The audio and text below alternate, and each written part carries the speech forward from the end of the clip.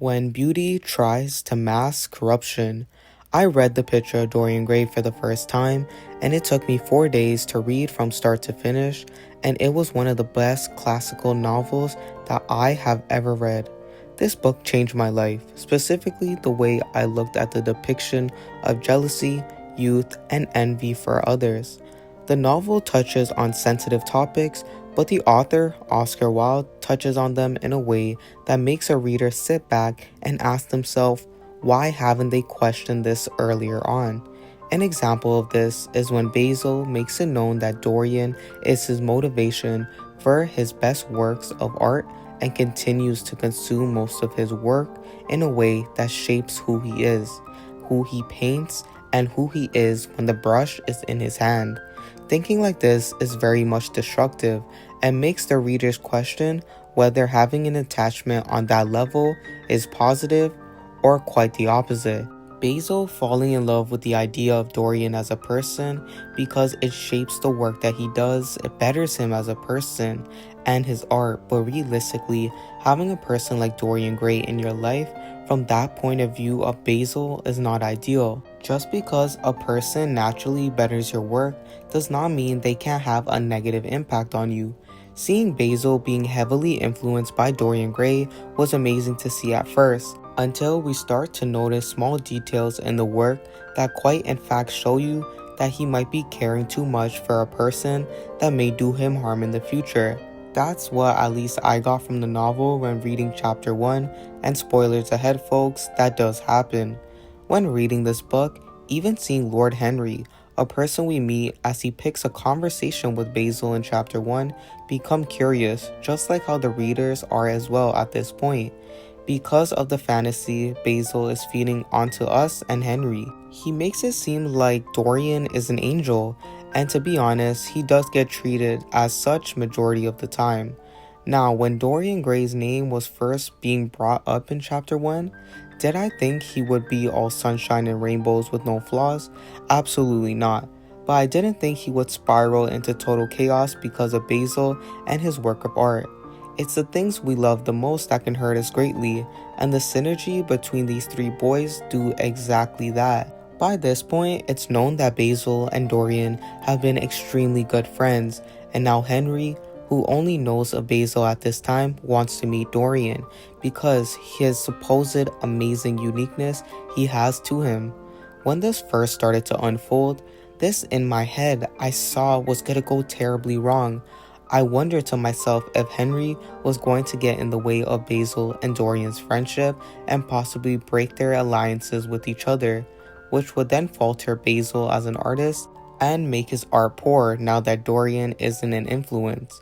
And nobody can blame me for thinking like this because of how curious Henry was in the beginning. He was asking so many questions and begging to meet Dorian, and that came off as pushy when reading it. It felt like he was demanding it now that Basil, in his eyes, had exposed something he had loved. But Basil couldn't bother holding on to his honest friendship he had with Dorian. He had to let it out. The appeal Dorian had on Basil made it seem like Basil would do anything for him, leading me back to my main point. Sometimes what we care for the most can stab us in the back, but Basil forces himself not to fall in that position. He tells himself that Dorian is good for him and continues to think so until his last breath. Just by chapter 1, I could tell what type of person Dorian would be. Obviously, we got the detail from Basil, but even then, I thought Basil was over-glamorifying the situation. In this chapter 1, I noticed that Basil seemed to be an open book, which can be very scary since he reveals too much to the world. Not even just his words, but through his painting. He puts himself on the canvas every time he paints and draws it back to Dorian out of love he has for him and their friendship. Lord Henry, on the other hand, seems to be an outgoing person, but with only people he knows that can be trusted. I got this information because he didn't hesitate to inquire about Dorian when Basil kept mentioning him. It made me feel as if Henry could have been the deciding factor in all of this, someone who forces Basil or even Dorian's hand if they met eventually. Such a character like that is too dangerous to have around, but so interesting to read about. And lastly, while Dorian wasn't even in the scene yet, he was the main focus of the conversation, which furthered my interest into getting to know and understanding his character while reading about his actions and speech when talking. I love the message that chapter 1 had been portraying, laying out the foundation for the main character subtly, all while not introducing him right away. It built up for a satisfying moment when we do meet him in chapter 2. That's how I felt, at least. When we do get introduced to Dorian, it made me feel like it was very important because this needed to happen in order for the story to have more depth. As Basil is painting, the portrait of Dorian Gray intensifies. Basil continues to draw just as Henry gets introduced to the 17-year-old boy Dorian Gray, and Henry realizes that all the thing Basil says is true. I even believe it to be true. When I start to read about Dorian in chapter 2, he really is the angel that Basil paints him out to be. He's kind, caring, and there seems to be no imperfection about him. So I felt I was sort of led astray. I thought Dorian was the total opposite, or going to be somewhat different than the person Basil had described, solely because I thought Basil was too heavily focused on Dorian and was blindsided. Henry actually takes a liking for Dorian because he's everything that he is not, youthful, and with youth comes a lot of charm. Basil makes sure to use this in his self-portrait a lot, youth, making sure Dorian looks as good and youthful as he should be because it makes the self-portrait look more appealing. Henry even calls the painting the finest portrait of modern times. As the story progresses, Basil and Henry talk about the beauty of the painting and how lucky Dorian is to be as sharp and handsome, filled with youthful days ahead. It actually hurts Dorian in the inside, but he accepts the praise on the outside. To make this make sense, Dorian loves the compliments he's getting and the compassion in the room. And to be honest, when someone is nice to him, he takes a liking for that person, obviously. Although it slightly begins to make him feel strange when he is stripped from who he truly is and he's only known for his youth and beauty, because he knows those exact same qualities that everyone loves him for will not be there for long, and it will be gone in no time, and that scares Dorian.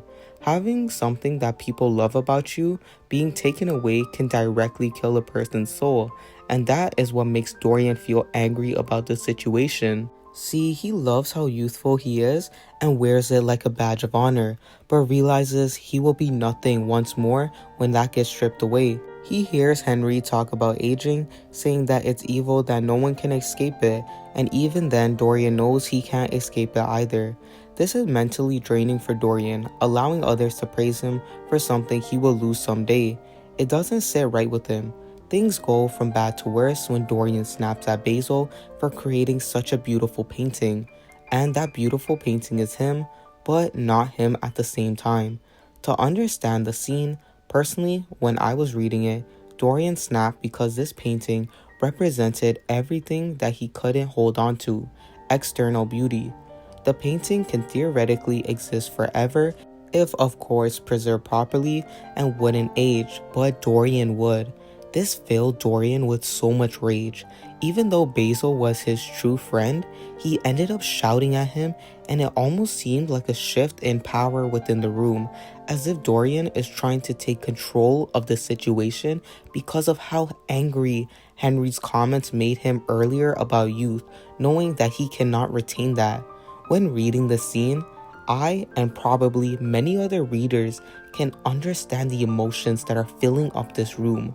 On one side, we have Lord Henry, who adores Dorian and is telling him that youth is a good thing, but all good things come to an end, indirectly getting under Dorian's skin. Then we have Basil, who admires Dorian too much and is such a good painter that even his paintings would carry on external youth and beauty, something that Dorian envies greatly.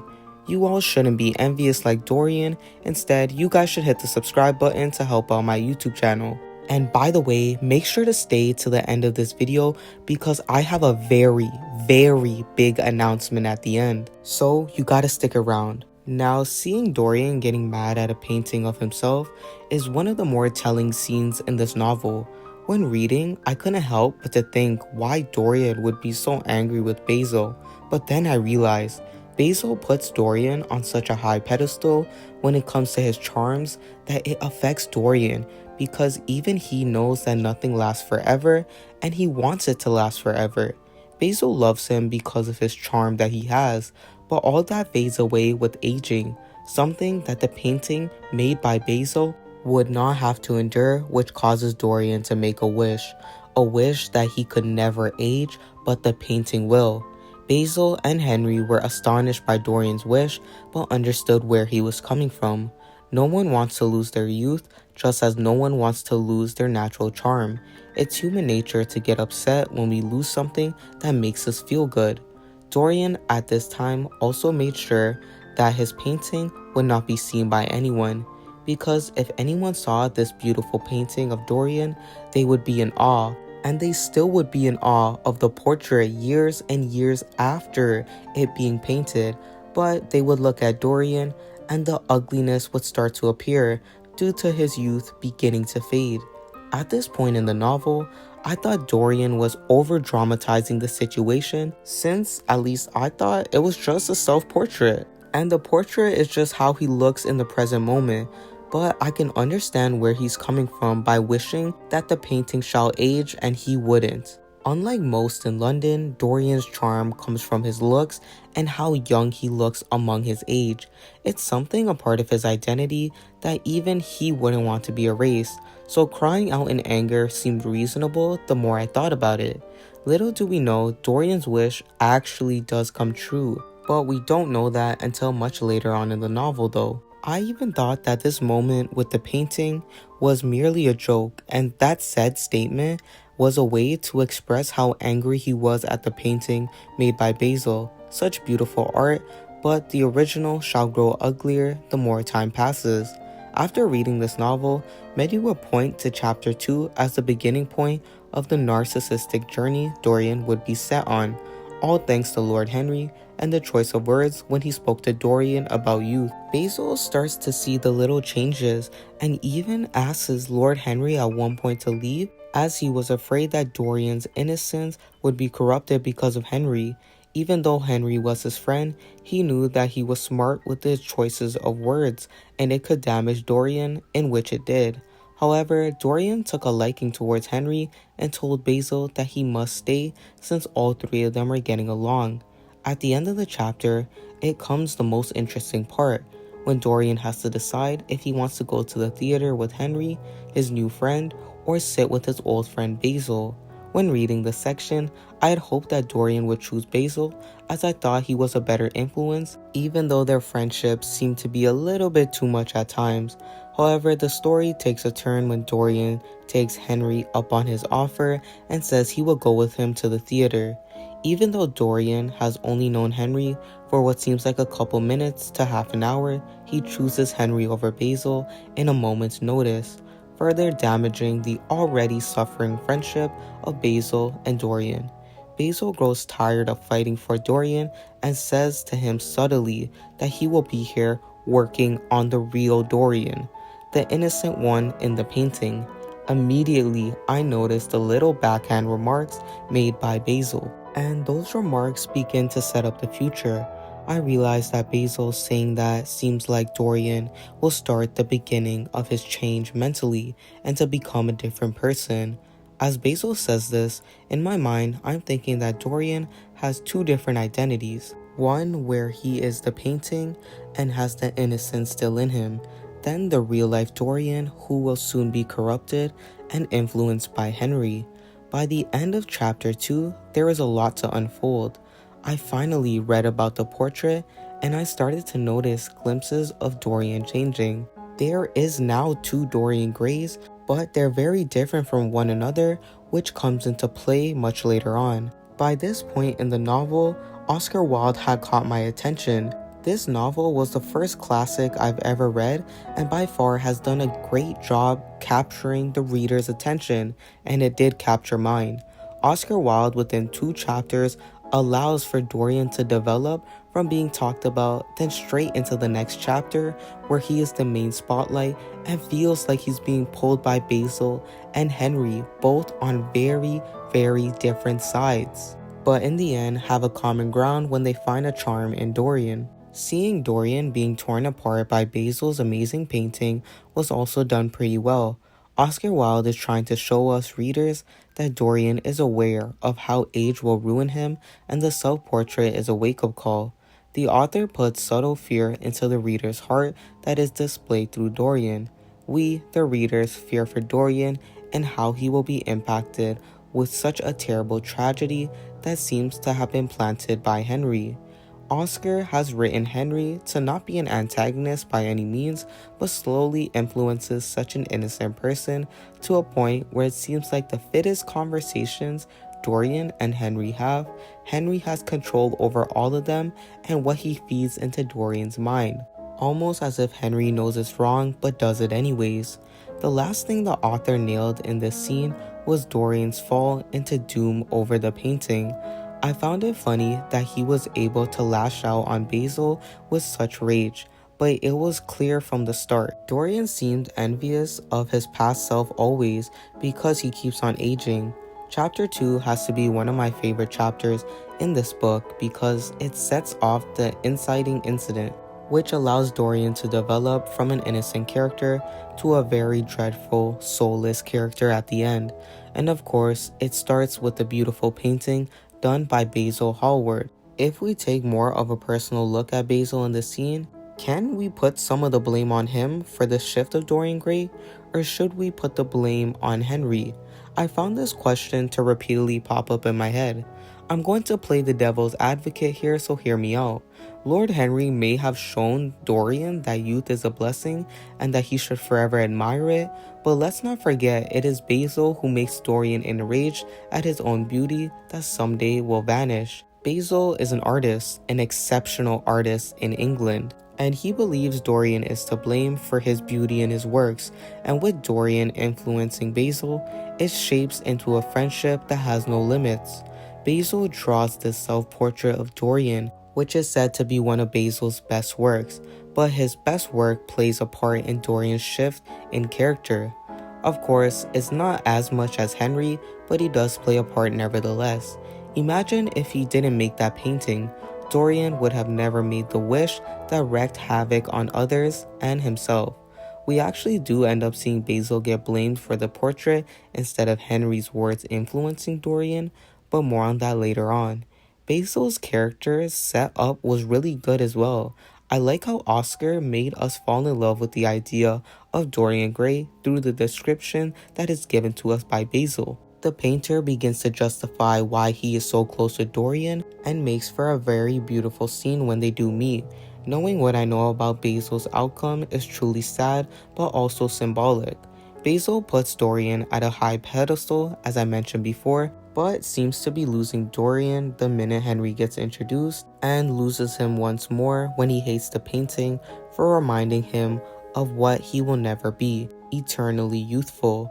Chapter 2 overall is interesting as we have these three characters in one setting speaking to one another about the essence of Dorian, as Dorian himself reflects on how his charm will be stolen by his age, but Basil doesn't mind as he continues to draw the perfect form of Dorian, and that is through his youth. I personally think that Basil isn't to blame for Dorian's shifting character, but Dorian himself and Henry.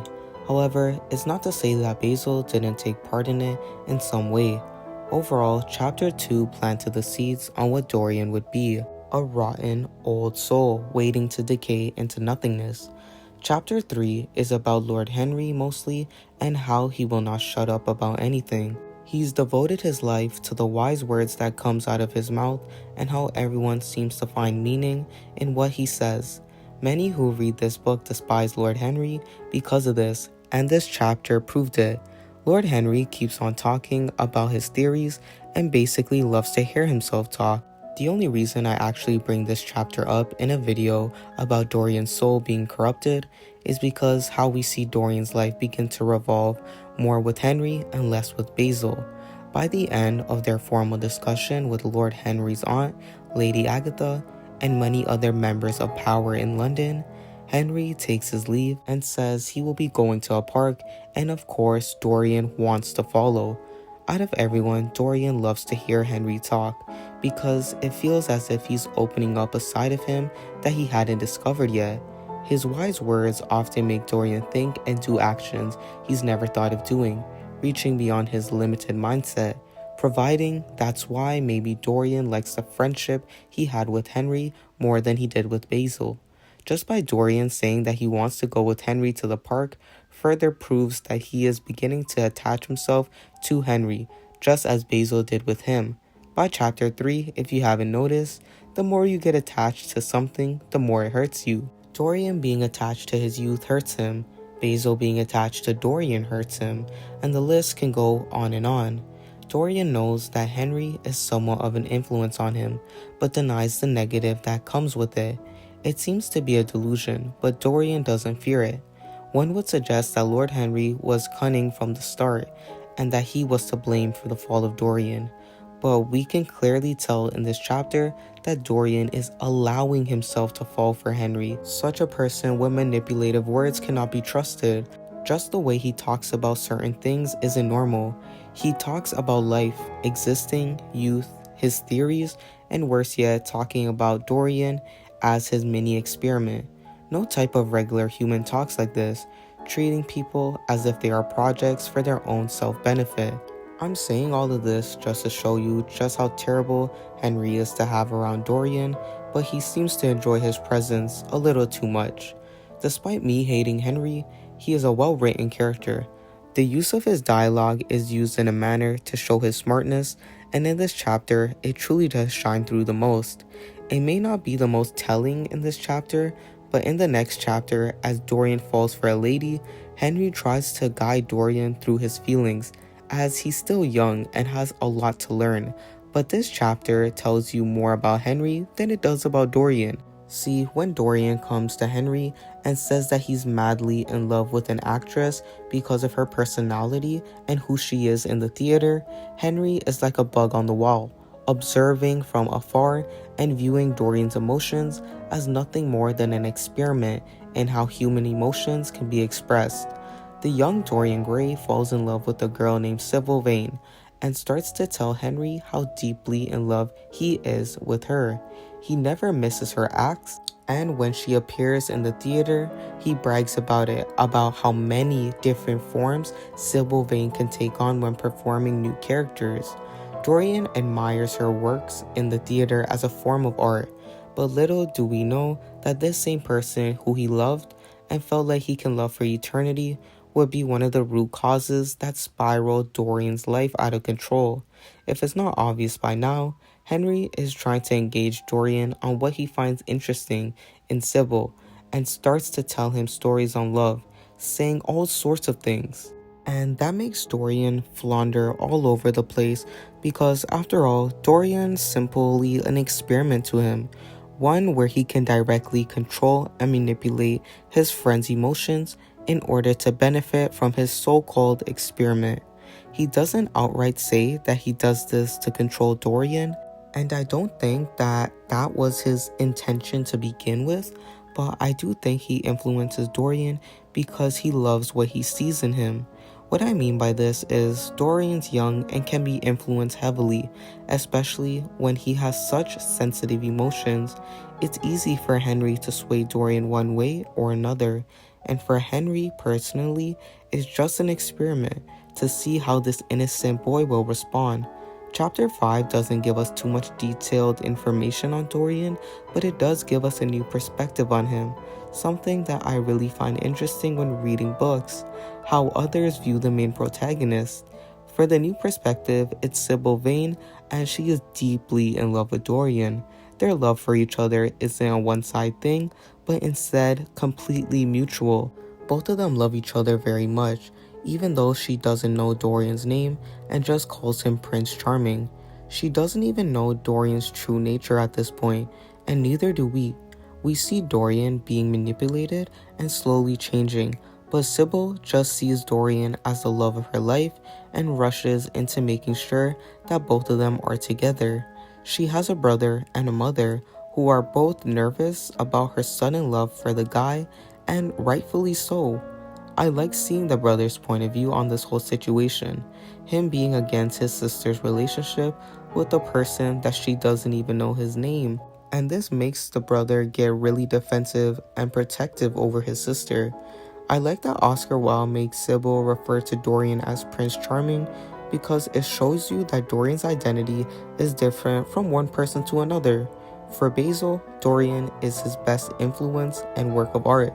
For Henry, Dorian is an experiment, and now for Sibyl, he is Prince Charming. Keeping Dorian under the name Prince Charming makes it so that the brother doesn't know his full identity as well. So if something were to go wrong with the sister, he would have no idea who this man truly is. And remember, this book takes place around the 19th century in England, so there is no way of tracking down a person except knowing how they look or their name. Now that Dorian is called Prince Charming, Sibyl knows that her heart was meant for Dorian. And sadly, no one can change that, but of course, in a novel where things are going right, actions must be done to make things go down a steep hill in order to build an interesting story. I actually had much hope for this couple and thought they would make it all the way to the end of the novel, but I was wrong, thanks to Dorian and the terrible words that come out of his mouth.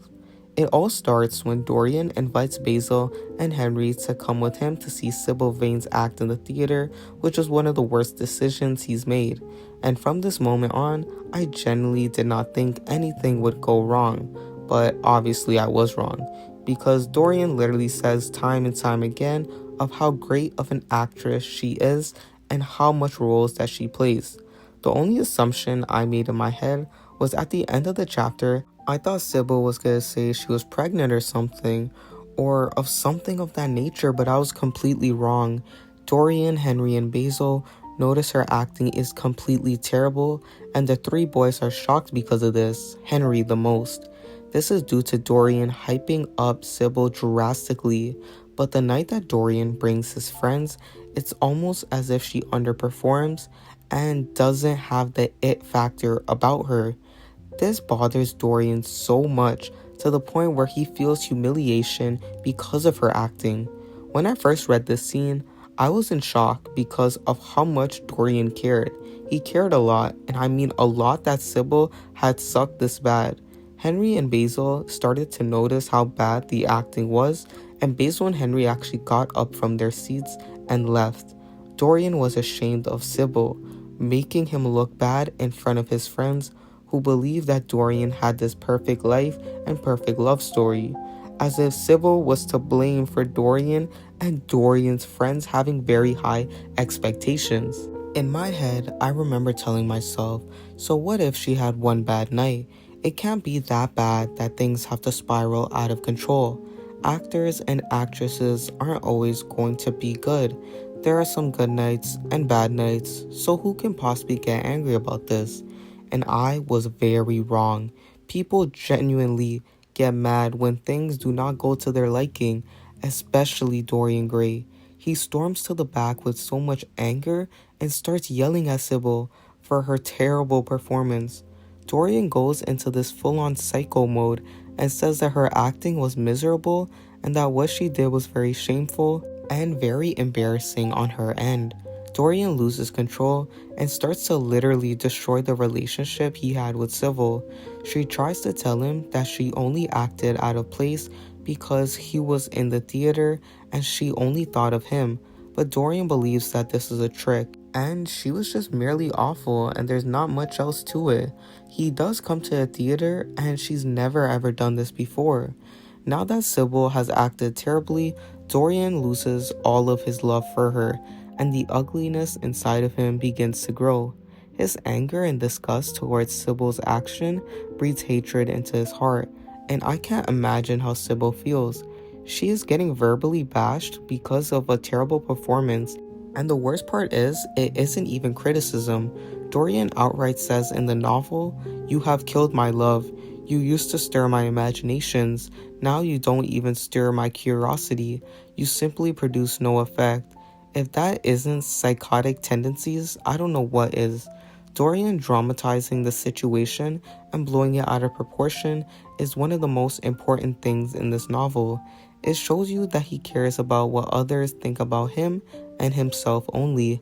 While Henry and Basil walk and say that the acting was not what they expected, Dorian is ashamed that his friends may view him differently because of the failure that Sibyl is.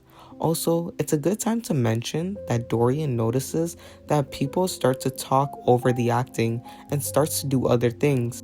I'm specifically pointing this part out because it shows that Dorian is focused on what others think about Sibyl, because if he were to make the relationship public, this would impact him and his identity, because now he'll fully align himself with his newly engaged fiancée. This chapter was very well done, and I know this simply because of how much it moved me. And this is from me reading and seeing that Dorian goes from loving Sibyl greatly and expressing this every single minute he can get to now shaming her for her performance. The worst part is that Sibyl literally starts to beg Dorian to be forgiven and that she'll change, but Dorian doesn't even budge in the slightest and still puts the blame on her. I remember seeing a discussion on Reddit about this chapter, and a person that goes by Will Read for Books said that this is a parallel towards Romeo and Juliet, and it shows you just how young love can be destructive and swayed really quick and damaged really fast. Both Sibyl and Dorian are of the age 17, and their young love is hurt easily due to both of their actions. As I further looked into people's discussion on the subject matter, many thought that Sibyl was trying to get out of the contract with the Jewish person whom she owed money to, though she didn't tell Dorian because maybe she didn't want Dorian to look at her poorly. There's a lot of questions that could go into this scene. She is willing to give up her acting and leave everything behind for a person that she barely knows. She was so infatuated with Dorian to the point where her art of acting was poorly done, and Dorian was scared of that. Scared that Miss Vane could possibly be bad at acting for one night, she can repeat this and could reflect poorly on him. He lashes out in a manner as in chapter 2, which shocks me again. I really didn't expect it in the second chapter, nor this one. Dorian's actions in this chapter were out of left field and haunts me as I reread some of the parts for this video. For crying out loud, this is literally his fiancée who he is talking to and is ripping her heart out because of one off night. My guess at this point when reading the novel for the first time was he had some sort of built up anger that he needed to release, and Sibyl was a good target. However, looking back at this, Dorian has developed some serious problems that will later reflect on his soul. Such disgusting comments made on his part began to rot his soul internally, though he remained the same externally. Soon he would know the truth, and the truth he shall, because after essentially calling off their engagement, which is still so bizarre to me, he storms off, and Sibyl is in dread as she pleads for forgiveness. Dorian feels like he has done the right thing and leaves Sibyl in agony. While he storms off, he couldn't care less about Sibyl and whatever her future endeavors are. Such rash actions on his end closes off their connection for good, leaving no place for them to rekindle further on. He goes back to his home and does not go to bed, but instead ponders about the whole situation he's gotten himself into. Then he sees it, the picture of Dorian Gray, himself altering. The changing in the painting is rather subtle because Dorian doesn't notice it at first. It's not until he takes a closer look and stops all the pondering and concentrates, he realizes that he did make a wish when Basil was finishing the self-portrait, and now his wish came true. He shall never grow old, but the painting will. When I read this chapter for the first time, I was hooked. I loved the idea of the painting changing as Dorian's life progressed towards hatred and anger while he remained constant and the same. It kind of has a ring to it. While he commits certain sins, the painting absorbs all the ugliness that comes from it, but Dorian doesn't change, showing the readers that Dorian is stuck at a constant and not growing out of his disparity that he's leading in life. Going back to when Dorian finds out the painting is altering and his wish has come true, he still blames Sibyl for this. This is one of the most outrageous things I've ever read. You all should have seen my face when I read this. I couldn't believe after all of this, Dorian was still blaming Sibyl for this. Such narcissistic behaviors makes him look into his own soul and what he thinks is best for him and shoves the blame on anyone but himself because he's just too perfect. Even though he blames Sibyl, he's still in some sort of denial that his wish came true because he knows even though that the painting can't move or speak, it is somewhat alive and a part of Dorian. It's a part of him in some sort of aspect that is literally his soul, and Dorian's external is his body that is not changing, but his soul still will remain damaged due to his sins.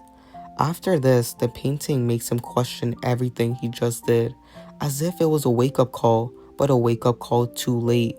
When he took a deeper look at the painting, he then realized he was looking at himself and that he needed to change how he acted quickly or else the painting would become ugly for good.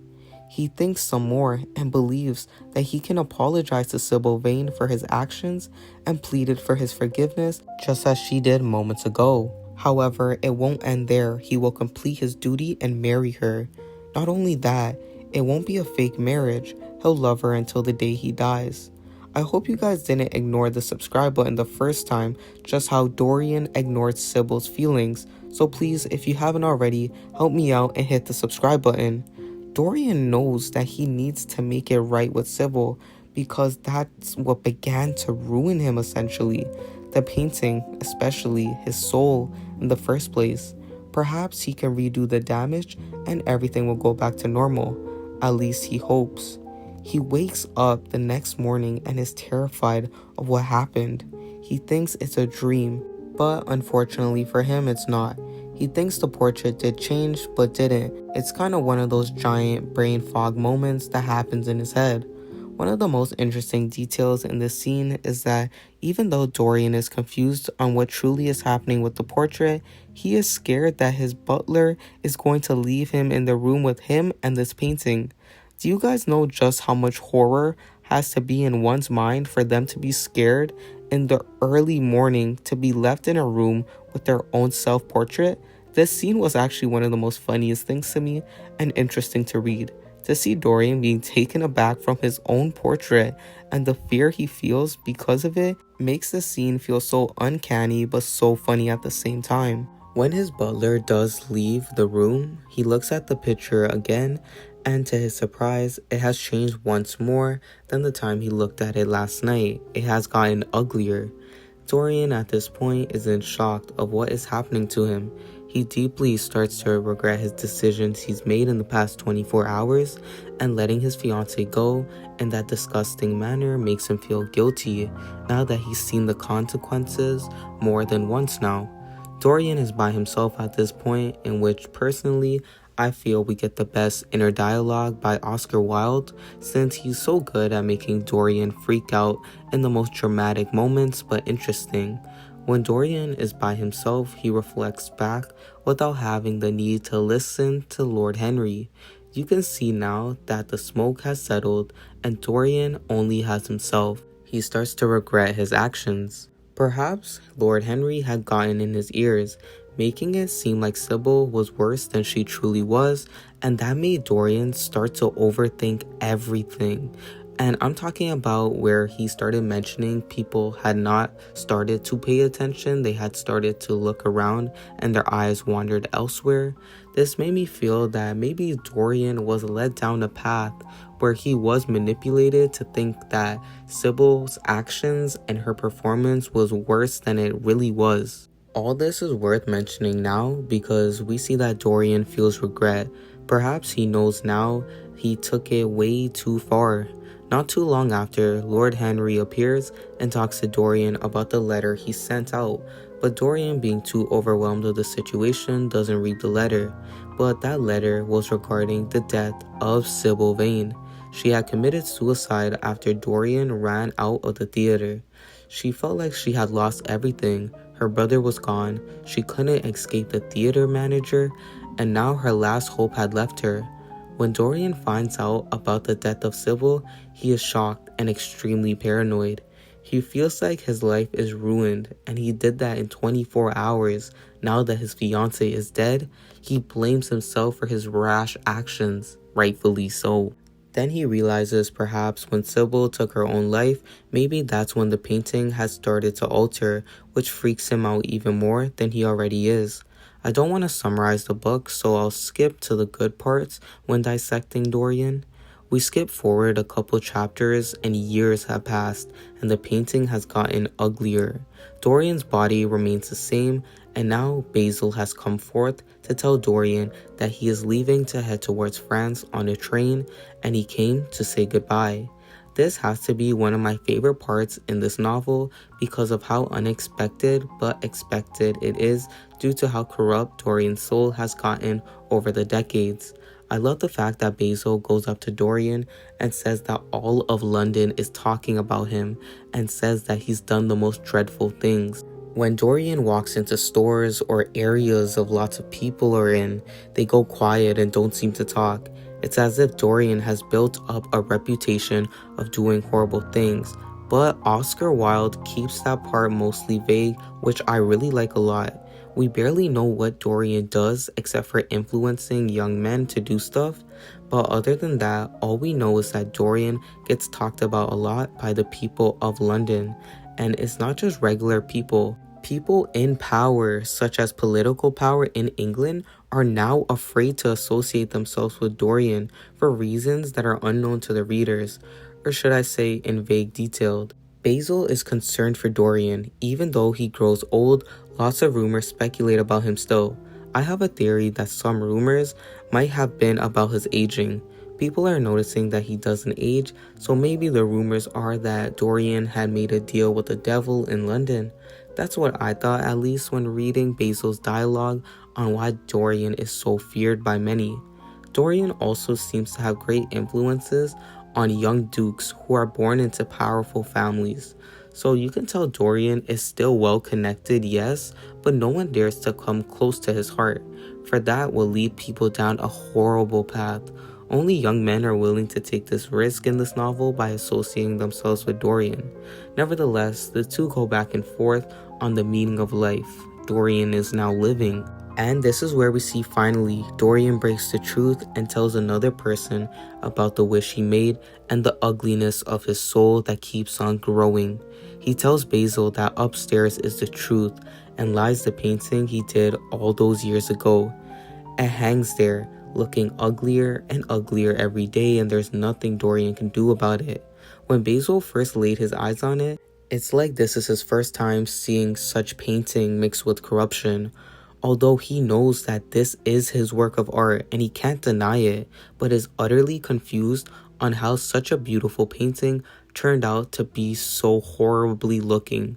Basil is in shock and can hardly understand what is going on. He has love for Dorian, but what he's looking at, he's looking into the soul of Dorian, the soul that lies in the painting, and all he can see is just pure darkness and evil. At this moment, Basil realizes the monster Dorian is at heart. He yells at Dorian, begging him to tell him what he is seeing is untrue, but Basil knows deep down that that is the truth. Dorian's soul is consumed in darkness and is not that pure, innocent boy he met all those years ago and talked about in chapter 1. Then the biggest plot twist finally happens that maybe some of you have seen coming, but for me, I was reading it in terror.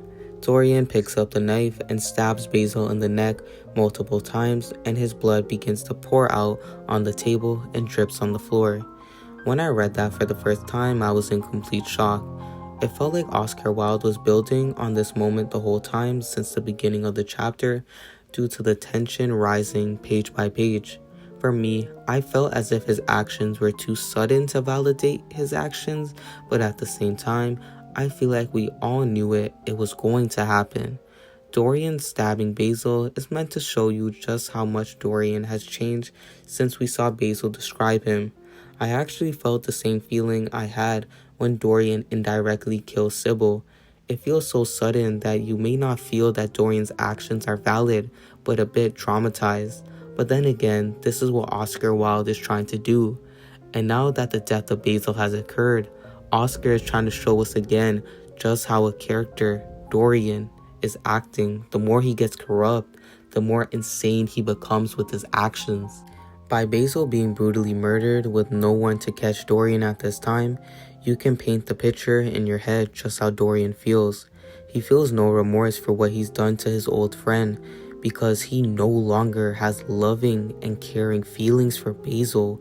Rather, he believes he's done the right thing because he believes that killing that man that painted the most beautiful self-portrait of himself that ended up turning something into dreadfulness, Basil got what he deserved.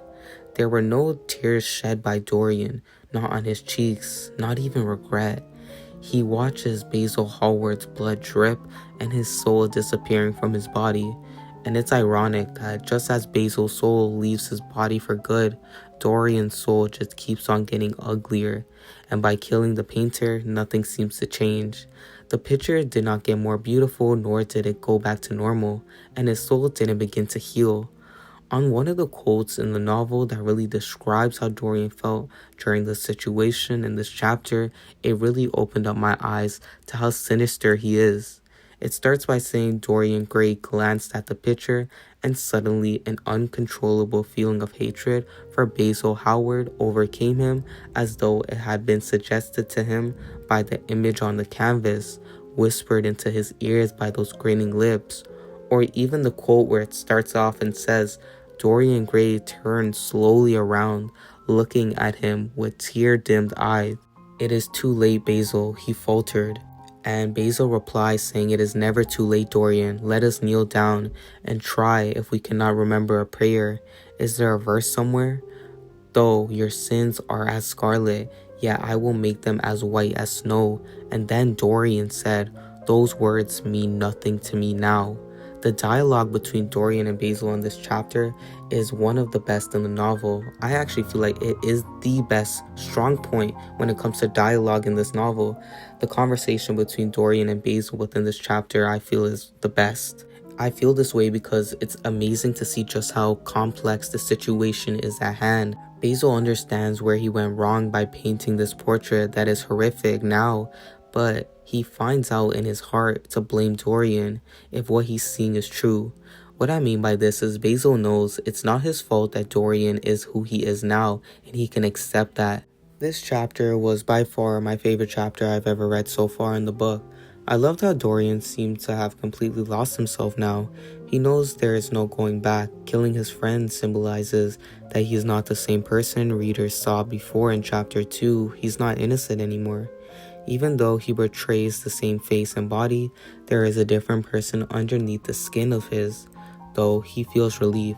To quote the novel, after Basil dies, Dorian realizes how quickly had it all been done. He felt strangely calm, and walking over to the window, opened it and stepped out on the balcony. The wind had blown the fog away, and the sky was like a monstrous peacock's tail, staring with myriads of golden eyes. Dorian is so strange but so creepy. Now that his friend is dead, Lord Henry is all he has now, which is even more scary. Soon after, Dorian sent a letter to someone who was his friend years ago, but that person decided to distance himself from Dorian for reasons once again were left vague, leaving Dorian's actions to others vague on purpose. After the time skip in this book is important because it allows the reader to critically think and observe the text, in which some characters do bring up what Dorian does but vaguely, and I think Oscar Wilde did this on purpose to let our imagination flow. What has Dorian done? How has he done it? Why do people dislike him so much? Nevertheless, the friend of Dorian's is a scientist that knows how to make things quote-unquote disappear, and for Dorian, he needs his dead friend on the table to be wiped from this earth completely. Dorian pleads to his friend and tells him that his life is in grave danger, and if he does not get rid of Basil's body, his life will be ruined. See, the whole point is to make people believe that Basil had actually gotten on the train to France and left England for good, and disposing his body would mean that Dorian would be clean of any evidence that would be held against him if he was caught for the murder of his friend. This scene also shows you the type of person Dorian has become. At this point, he even threatens the life of the scientist, saying if he doesn't get rid of Basil's body, he will most likely die. if he doesn't do what he's been requested to do. If this doesn't show you how corrupt Dorian's soul is, I don't know what will. His friend tries to not give in to Dorian as he pleads to help him, but the scientist eventually does give in and goes into the room to get rid of Basil's body, in which he does. And spoiler alert, that same scientist ends up taking his own life, and that also might be indirectly tied to Dorian, because maybe the scientist had felt some sort of guilt when essentially evaporating Basil's bodies, making Dorian's soul more uglier. A lot of things shortly after happen, such as Lord Henry and Dorian talking about the disappearance of Basil, and this leads to Dorian questioning Henry and starts to ask him what if questions. How would he feel if he actually killed Basil? And Henry responded and says that Dorian doesn't have it in his heart to do it, which is a lie because we know Dorian is a much different person that we met before. Next was Sibyl Vane's brother trying to kill Dorian like he promised Sibyl he would if this Prince Charming does harm her. He believes that he got it all wrong though, because when he does shine Dorian's face in the light, he was so young. He would have been a child when Sibyl had actually died.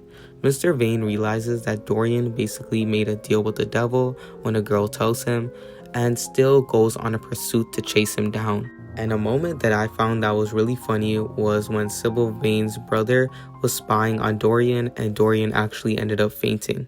Although Mr. Vane ends up dying in a random incident by being shot from afar, and Dorian is extremely happy. He doesn't have to worry anymore and he can live a happily ever after. Basil is gone and the person who was trying to kill him is dead. But this brings us to the last chapter of the Picture of Dorian Gray.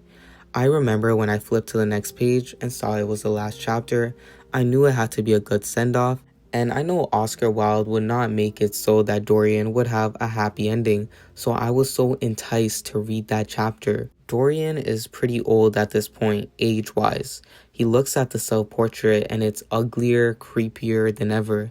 The soul has gotten darker and has rotted over the years due to his sins and corruption. Dorian realizes that today he ends it all by striking down the portrait and ripping it to shreds, because the painting should not control him, not anymore. He shall control the painting, and he does it. He takes the knife and slashes the portrait, something he realizes he should have done years ago to get it over with. And just like that, Dorian Gray dies. He dies the minute he tries to kill the painting, and that's because, drumroll please, the painting is him. The painting is just a reflection of his own soul, but it's in a physical form to visualize just how dark his soul is. Which means if he were to harm the portrait, he would just end up harming himself, in which he did, so he died. In my opinion, when the main character dies at the end of a novel, it has to be meaningful, and it has to make sense, and for Dorian to die in the way he did, I thought it was very well done. The readers know that the portrait is somewhat linked to Dorian on a spiritual level when reading the novel, and it goes to show you, when Dorian actually dies, it shows that he was somewhat connected to the painting. The painting is him, and he is the painting. Both are now so ugly, so evil, and so dark. I want to thank all of you guys who watched this video essay all the way to the end about this novel. I really did enjoy it a lot. And now it's time for the announcement. I am going to become an author. I'm almost done writing my manuscript and will publish a video when my novel comes out. This novel is sort of a literary horror and psychological thriller with the main character in the winter of 1999. And this main character is psychotic. He has issues on controlling himself due to his ill mental state. And unfortunately for him, he gets thrown into a cold city where he has no families or friends, but has the intentions to kill. I'll even drop the title. It will be called A Coward Maniac. And if you want to follow my journey and get updates, you're only just one subscribe button away from making that happen. Nevertheless, thank you guys for watching, and more updates will be coming soon.